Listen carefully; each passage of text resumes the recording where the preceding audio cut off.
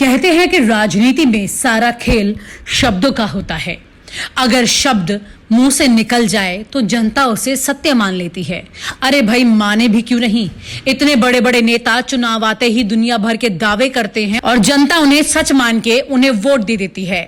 लेकिन उसके बाद होता क्या है? खैर जनाब, छोड़िए इस सब बातों को। हम जो मुद्दे की बात आपको बताना चाहते हैं, जरा उस पर गौर कीजिएगा।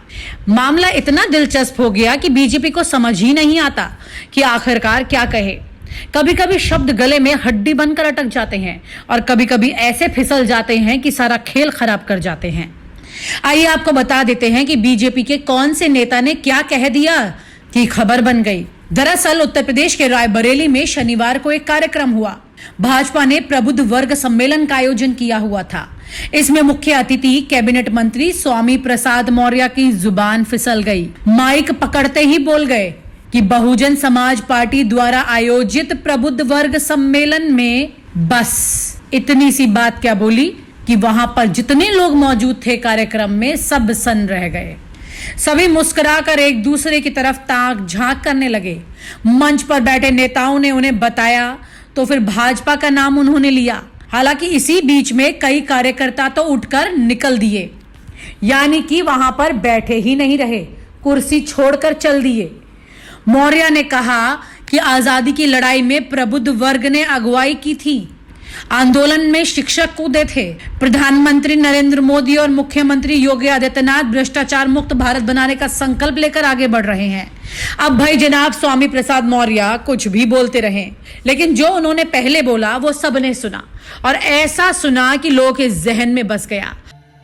यूं ही नहीं, मैं बन जाता हूं। रोज पहले किरण का छोर ढूंढने निकल जाता हूं। धूप छांव दिन रात की परवाह किए बिना पढ़ता जाता हूं।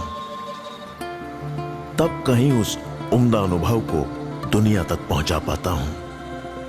यूं ही नहीं, मैं रजनीगंधा बन जाता हूं।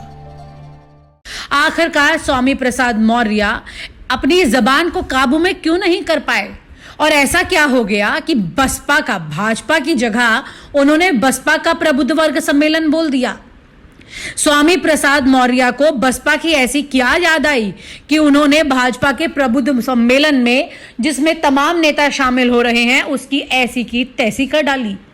स्वामी प्रसाद मौर्य अब इसकी सफाई किसको देंगे, कैसे देंगे और क्या कहेंगे वो तो पता नहीं, लेकिन ये जरूर कह सकते हैं कि जितने भी नेता उस कार्यक्रम को बीच में छोड़कर निकल दिए वो तो चुप बैठने वाले नहीं हैं। जाहिर है कि उनके गले में ये बात जाकर अटक गई है और जब तक गले से निकली हुई ये बात पेट में जाकर के लोगों तक ना पहुंचेगी तब तक उनको भी चैन नहीं पड़ेगा। जाहिर है कि उत्तर प्रदेश की राजनीति में ये सारी बातें कुछ इस तरह से चल रही हैं जिसका असर कहीं ना कोई जरूर छोड़ रहा है। खैर, ये तो है ऐसी बातें जो राजनीति में आपके और हमारे नुक्कड़ की चाय पर चुस्की लेते हुए सुनने में मजा आता ही है, लेकिन बड़ी बात है कि मामला सत्य है।